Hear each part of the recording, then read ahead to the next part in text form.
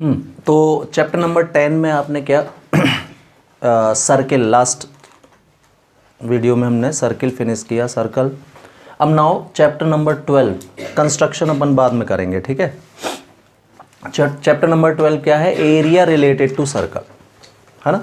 तो सर्किल में जो डेफिनेशन है क्या, हाँ, कि the locus of those point which are equidistance at equidistance from a fixed point is called circle, है ना। And that fixed point is called what? Centre of the circle. And the definite distance, equidistance जो होती है that is radius. Radius को आप are से show करते हो, है ना। तो रेडियस का डबल डायमीटर आप जानते हो,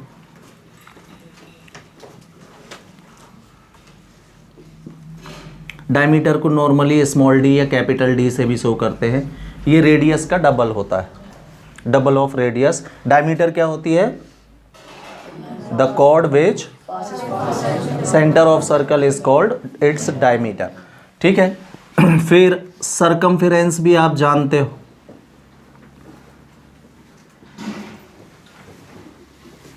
ऑफ सर्कल कितनी होती है? 2 पाई आर। सरकमफेरेंस का फॉर्मूला 2 पाई आर, ये भी बहुत पहले से जानते होगे, एक बार और लिख दे रहा। देखो इसको हम ऐसा भी तो लिख सकते, पाई अलग किया हमने और ये 2r, 2r मतलब क्या? हाँ, तो पाई इंटू डी भी तो इसका फॉर्मूला बन सकता है ना। हाँ, एक ही बात हुई ना दोनों। 2r की जगह पर मैंने डी लिख दिया, डायमीटर। तो पाई इंटू डायमीटर भी फॉर्मूला सरकमफेरेंस का ही होता है, ठीक है। फिर एरिया ऑफ सर्कल भी आपको पता होगा,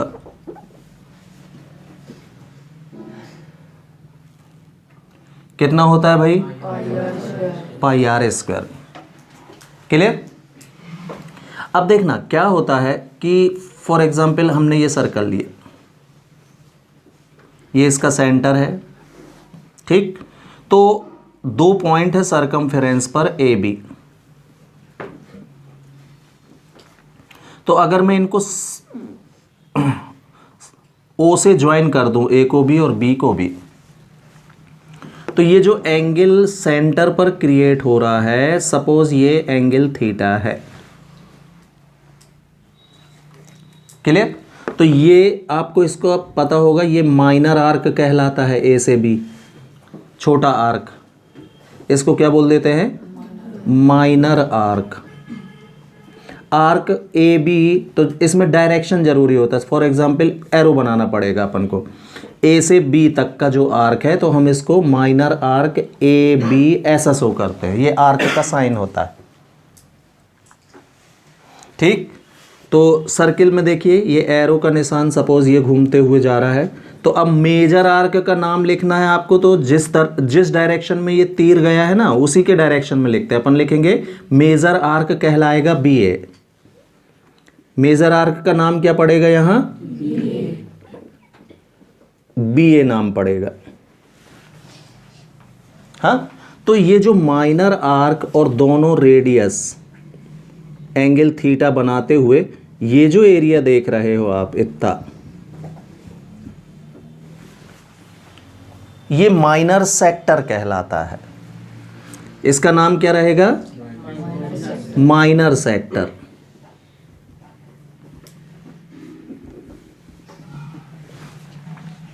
और ये जो अनशेडेड रीजन बचा है दूसरा बाहर वाला, ये पूरा एरिया आप देख रहे हो, अगर ये थीटा है तो रिमेनिंग एंगल 360 माइनस थीटा का होगा, क्योंकि पूरे सर्किल का कंप्लीट एंगल कितने डिग्री का होता है? तो ये थीटा हो गया, तो रिमेनिंग क्या रहेगा? 360 माइनस थीटा। तो जो 360 माइनस थीटा बना रहा है ये वाला आर्क, इसको मेजर सेक्टर बोलते हैं, ये सेक्टर कहलाते हैं। और आर्क का मतलब समझ में आया? तो देखिए हम ना इसमें लेंथ ऑफ आर्क भी निकाल सकते हैं फॉर्मूले से। तो आप फिगर में देख सकते हो कि वास्तव में ये जो आर्क है, ये ए बी माइनर आर्क, ये वास्तव में सरकमफेरेंस का एक टुकड़ा है। सर्कमफेरेंस किसको बोलते हो? ये पूरे सर्किल, ये आउटर मोस्ट या perimeter of circle. Circumference of circle also known as perimeter of circle.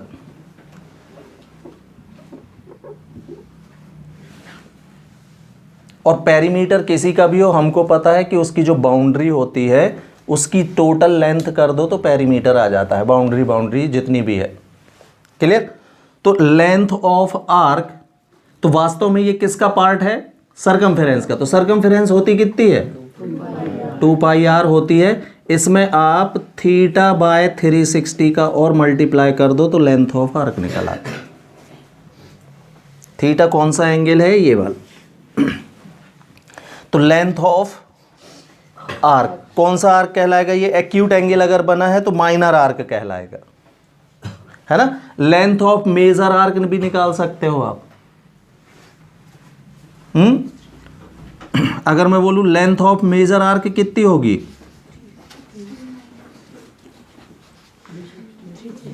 हाँ, थीटा की जगह क्या आने लगेगा? 360 माइनस थीटा आने लगेगा। अब भी तो बताया, अगर ये एंगल थीटा बना है तो रिमेनिंग क्या बनेगा? 360 माइनस थीटा। तो 360 minus theta by 360 into 2 pi r है। तो लेंथ ऑफ आर्क में माइनर और मेजर दो की बन सकती है ना। इसको अपन माइनर भी लिख सकते हैं। क्लियर? तो ये एक्चुअली एक ही फॉर्मूले है। छोटे वाले की निकालना होगा तो थीटा बाय 360 से निकलेगी, और बड़े वाले की निकालनी होगी तो 360 माइनस थीटा बाय 360। ठीक। दूसरा तरीका भी है हमारे पास। अगर हमको मेरे को मेजर आर्क की लेंथ निकालनी है तो जो माइनर आर्क आया है हमारा, पूरे सर्कमफेरेंस में से ये वाला पार्ट माइनस कर दे तो भी तो निकल आएगा। पूरा सर्कमफेरेंस मतलब ये सपोज 100 फॉर एग्जाम्पल, और ये टुकड़ा है 20, तो रिमेनिंग क्या बचेगा? ऐसे भी तो निकाल सकते। क्लियर? अब सेक्टर की बात करें तो एरिया ऑफ सेक्टर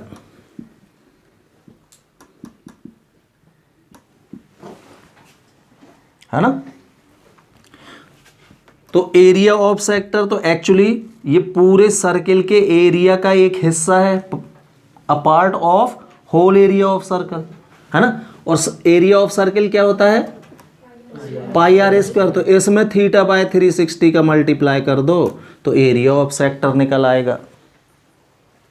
मतलब फॉर्मूले यही दोनों चल रहे हैं भाई, 2 पाई आर और pi r square. Length of arc में 2 पाई आर के साथ थीटा बाय 360 हो जाएगा, और एरिया ऑफ सेक्टर में पाई आर स्क्वायर के साथ थीटा बाय 360 हो जाएगा। बस हो गया। फॉर्मूले कुछ नए नहीं है, इसी से बने हुए हैं। क्यों? वास्तव में ये पार्ट है। ठीक है। अब देखना एक पार्ट और।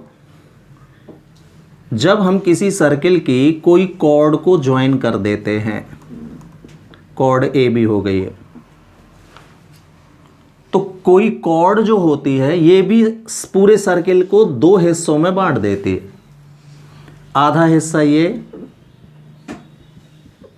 है ना, इसको हम क्या बोलेंगे? अब ये सेगमेंट कहलाता है, छोटा सेगमेंट, तो माइनर सेगमेंट। और एक हिस्सा जो अनशेडेड ऊपर बचा है, पूरा हिस्सा ये ऊपर का आधा सर्किल जैसा जो दिख रहा है ना, ये क्या कहलाएगा? इसका मेजर सेक्टर।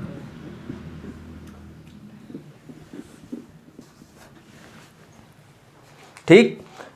हाँ, अब इनके कोई फॉर्मूले नहीं होते। एरिया ऑफ सेगमेंट लिख गया है क्या यहाँ?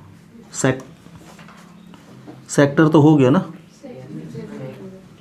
हाँ, सेक्टर हो गया, ये सेगमेंट है।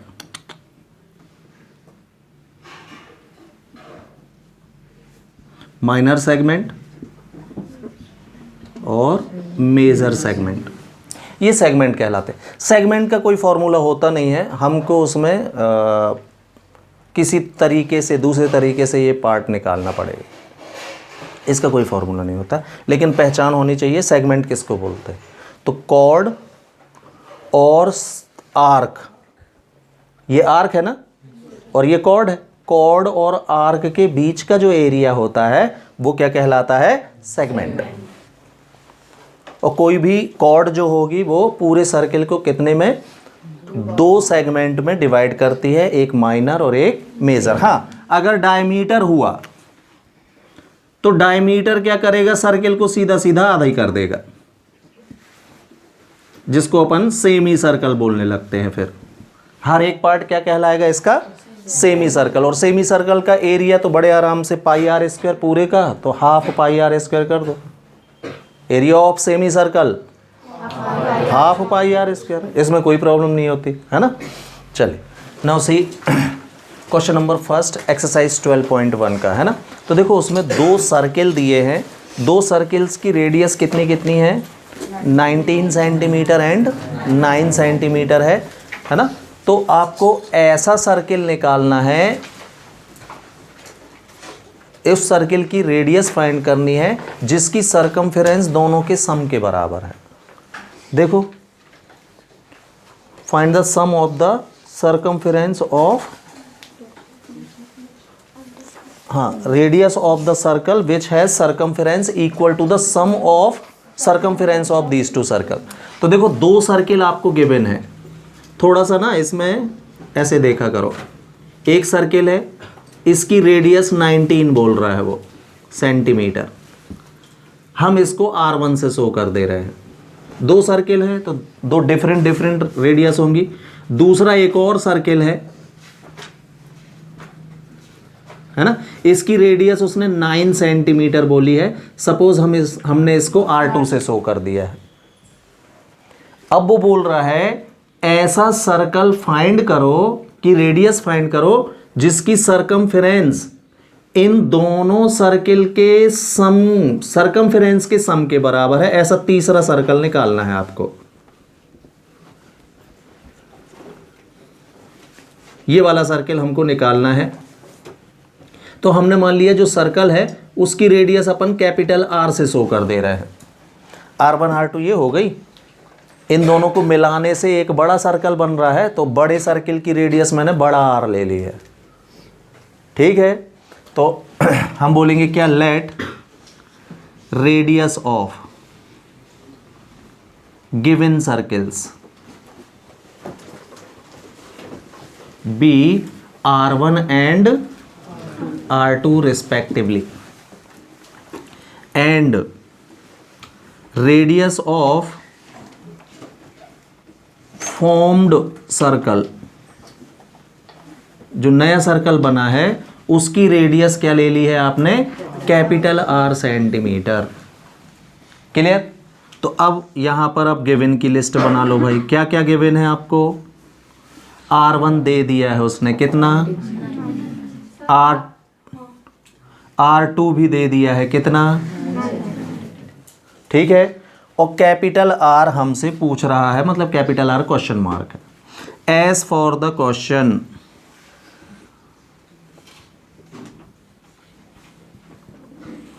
सरकमफेरेंस ऑफ फॉर्म्ड सर्कल, मतलब 2 पाई बड़ा R, बड़े सर्किल की रेडियस कैपिटल R ली है आपने, is equal to first circle की रेडियस 1, R की जगह R1 लेना है, प्लस सम के बराबर है दोनों की, तो दूसरे की कितने?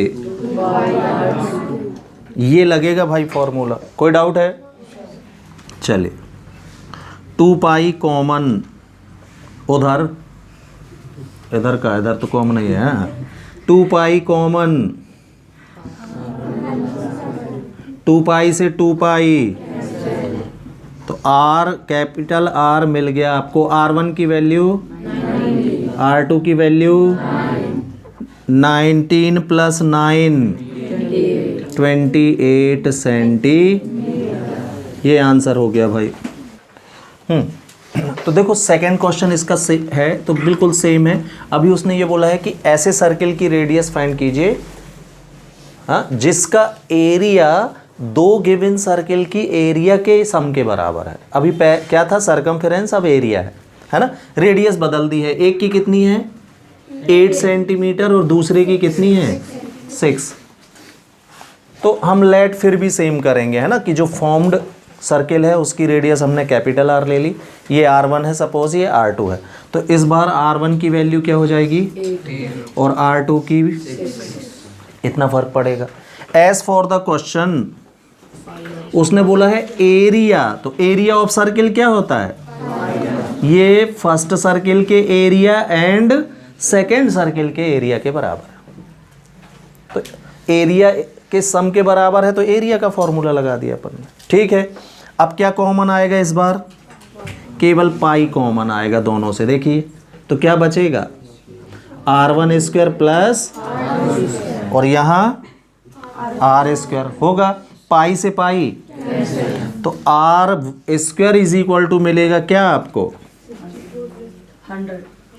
हाँ 8 स्क्वायर प्लस 6 स्क्वायर, R1 की वैल्यू 8, R2 की वैल्यू 6, 64 प्लस 100 हो गया,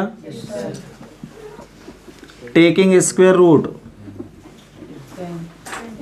तो R की वैल्यू आ जाएगी under root 100 that is 10 centimetre. तो अब रेडियस 10 होगी। यही मैं बोल रहा था आपसे कि चाहे जिसमें नहीं सरकमफेरेंस का एडिशन है तो रेडियस के एडिशन के बराबर ही रेडियस आएगी, लेकिन देखो इस अगर एरिया एडिशन के बराबर है तो ऐसा नहीं हुआ होगा, ये 8 प्लस 6 के बराबर नहीं आएगी अब रेडियस, तो कहीं पर भी नहीं लगा देना है ना, सरकमफेरेंस में रेडियस ऐड हो जाती है।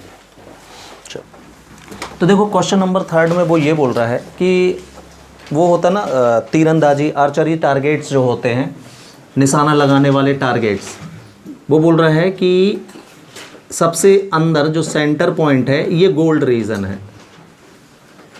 ना, गोल्ड, इसके बाद रेड, फिर ब्लू है, ब्लैक है एंड फाइनली वाइट है, राइट। इस तरीके से जो टारगेट्स बनाए जाते हैं वो उसकी बात कर रहा है वो,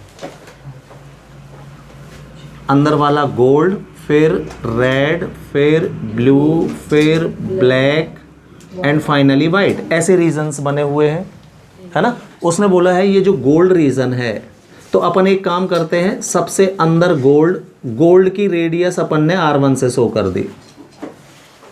5 रीजन बने हुए हैं, ब्लू की रेडियस R2 है, हाँ, रेड की R2, ब्लू की R3, सिमिलरली ब्लैक की R4 से शो कर दी है और वाइट की हो गई R5। ठीक, इस तरीके से हमने डिफरेंट रीजन की रेडियस लेट कर ली है। तो मैं यहां लिख भी दे रहा हूं एक लाइन में, let radius of gold, after that red, blue, black and white region be R1, R2, R3, R4 and R5 respectively. ठीक, अब उसने ये दिया है कि जो गोल्डन रीजन है इसका डायमीटर 21 है। The diameter of gold reason is 21 centimetre. तो हम बोलेंगे क्या, गिवन डायमीटर मतलब 2R, गोल्ड रीजन मतलब R1, क्योंकि गोल्ड की रेडियस आपने R1 ले ली है। ये गिवन है कितना 21 सेंटीमीटर, तो इसकी रेडियस कितनी बचेगी भाई, हाँ 10.5, 21/2। ठीक, तो ये गोल्ड रीजन की रेडियस ही आ गई। अब वो नेक्स्ट बोलता है कि जो अगले रीजन है ये इनकी सबकी ब्रेथ 10.5 सेंटीमीटर ही है। बैंड जो है ये बन रहा है, ये रेड ये कलर हो गया, तो इसकी ब्रेथ कितनी दे रहा है वो 10, इसकी भी ब्रेथ कितनी 10, अगले की भी 10 और अगले की भी 10, सबकी 10 10 10 है, 10.5 10.5, राइट। तो ये बताओ गोल्ड की रेडियस 10.5 है और ये ब्रेथ 10.5 है, तो जो रेड रीजन है उसकी रेडियस 10.5 इसमें ऐड हो जाएगा। और देख लीजिए यहां से ये 10.5 और ये भी 10.5, तो R2 कितनी हो गई 10.5, 10.5 प्लस 10.5। हाँ, इसके पहले लिख दो आप breadth given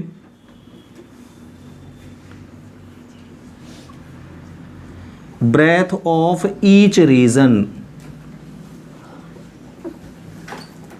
is equal to 10.5 centimetre. तो अब R2 कितना 10.5 प्लस दैट इज 21। R3 कितना आएगा 21 में फिर 10.5 ऐड हो जाएगा, राइट। यहां तक 21, अब फिर 10.5 तो कितना 31.5। R4 31.5 में फिर 10.5 ऐड हो जाएगा, कितना 42 सेंटीमीटर। R5 42 में फिर 10.5 ऐड हो जाएगा, तो ऐसे 5 ऑल 5 रीजन की रेडियस हमको ये पता चल गई भाई, ठीक। अब आपको कुछ नहीं करना है, एक एक करके सबके एरिया फाइंड कर देना है भाई। तो एरिया ऑफ गोल्ड रीजन निकाल दीजिए, एरिया ऑफ गोल्ड रीजन हो जाएगा कितना pi r square. Area of circle होता है, सब सर्कल है, गोल्ड की रेडियस में R1 लगाना है, ठीक है। वैल्यू रखो 22/7, पाई की वैल्यू 22/7 होती है, या 3.14 भी रख सकते हो। R1 10.5 का स्क्वायर, तो 2 बार लिख दूं सीधे 10.5 इंटू 10.5, क्लियर। 7 1 जा 7 1 जा 7 7 5 जा 1.5, मल्टीप्लाई करो भाई। तो 22 इंटू 1.5 इंटू 10.5, तो सीधे 105 इंटू 15 करेंगे हम, है ना।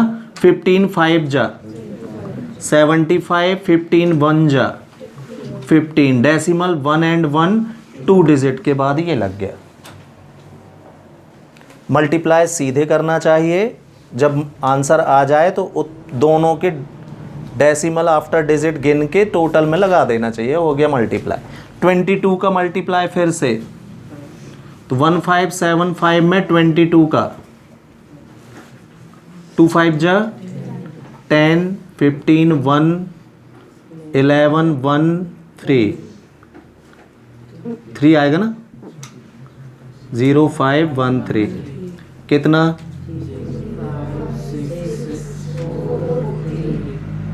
और डेसिमल लगेगा कितने डिजिट के बाद, तो ये मिल गया भाई 346.50 क्या centimetre square,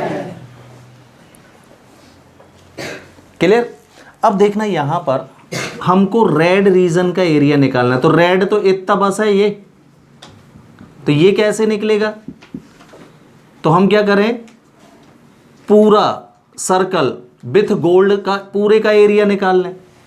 area of red with gold मतलब पूरा ये हो गया, और इसमें से गोल्ड वाला माइनस कर दें तो रेड रेड का आ जाएगा, नहीं क्या।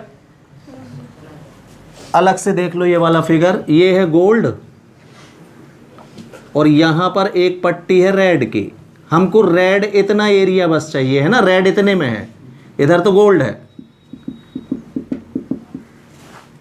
हाँ, तो हम क्या करें, ये गोल्ड वाला रीजन सहित पूरे रेड का एरिया निकालें पहले, तो मतलब पूरे सर्कल का, और फिर गोल्ड वाला माइनस कर दो तो रेड रेड का नहीं बचेगा,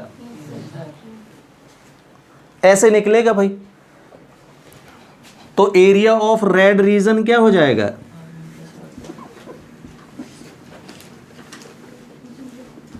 यस, हाँ, area of red with gold minus area of gold reason.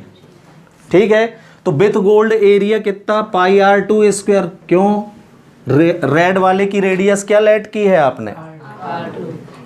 में से माइनस कर देंगे हम किसका? गोल्ड का, यानी पाई आर वन का स्क्वायर, ये माइनस कर देंगे। कोई डाउट है? सॉल्व कर लीजिए। पाई कॉमन, आर टू की वैल्यू 21 ये निकाल रखी है हमने सारी रेडियस, और माइनस आर वन 10.5 का स्क्वायर। क्लियर? इसको सॉल्व कर लो भाई। तो 21 का स्क्वायर, या देखो इसको और तरीका एक, पाई की वैल्यू तो 22/7 रख दी हमने, इसमें अपन a square minus b square की आइडेंटिटी भी तो लगा सकते हैं। ए माइनस बी एक ब्रैकेट, और a plus b second bracket, that is 21 plus 10.5 second bracket में। 22/7, ये 10.5 ही बचेगा, और ये कितना हो जाएगा?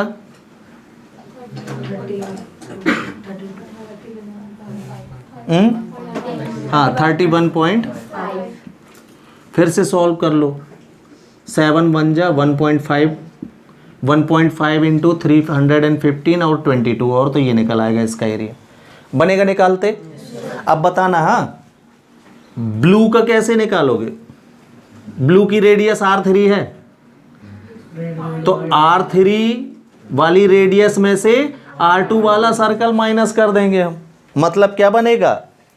पाई R3 square minus pi R2 square. तो किसका निकल आएगा? ब्लू का। अब ब्लैक का कैसे निकलेगा? पाई R4 square minus pi R3 square.